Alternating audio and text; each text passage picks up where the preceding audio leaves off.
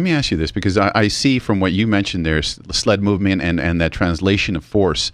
Obviously, the core is going to be a huge part of all those movements. Because I could see, power lifters notorious for being powerful, but and athletes and bodybuilders are notorious for being powerful, but they don't translate weight and power well, because their core ends up being a weak component. In that sled, in that movement of translation of forces, what I'm getting is that the military now sees the huge importance of being able to push and move dynamics across the distance, right? At the same time, like sled movement, right? Is that what I'm getting? Or is that, and how is it that we can strengthen their core? And what is your philosophy on that? Yeah, so the military really just wanted the test to be more athletic-based, strength-based, movement-based than it is right now, because, like I said, right now it's push-ups, sit-ups, and run. That's it. 3 exercises, and you're done. So they wanted it to be more strength-based with the trap bar deadlift, more power-based with the med ball throw, and then anaerobic capacities measured with that sled drag movement. It's 5 exercises, so it's a sprint, and then the sled drag, and then a carry, then a shuffle, and then a carry, and then another sprint. So 5 exercises, 25-meter lane. So it's a lot more anaerobic capacity. You have to be able to transition from that into the aerobic run, which is still a 2-mile run at the end. There's a lot more training that goes into it. I'm excited, man. I see it. Yeah. I mean, you got to look at the beginning of this, the time you get them, and by the time you're done, these people can push something, man. Yep. So there's a lot more that goes into it, and the core training does play a big part. The leg tuck is way, way more difficult than the sit-ups are, right? So there's a lot of people that can't even do one leg tuck. And it's a lot more difficult. It involves a lot more muscle groups. You got to get a little bit of a pull-up, along with the hip flexors flying up, the lower abs engaging. It's a lot more fully involved than the sit-up is. So we try to do a lot of stuff to strengthen the core.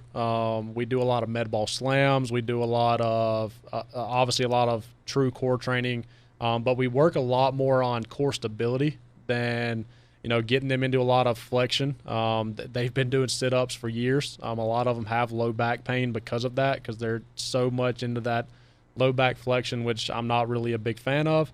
So we do a lot more core stability type stuff, and then a lot more like dynamic core. So, your weighted abs, your hanging stuff, whether it's, hanging from the bar and just doing knees to chest, and med ball stuff.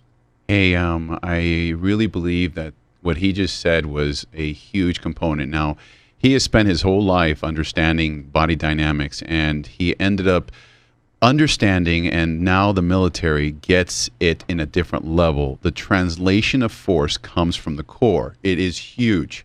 When you hear med ball slams, that is a body that's going to its fullest out and slamming in full range of motion. When you're seeing hip flexes, you're pulling that hip to the furthest, deepest dungeon of movement, to the furthest extreme on the outside. So to be able to do that, to be able to translate weight and sled movement, you're going to need a powerful core.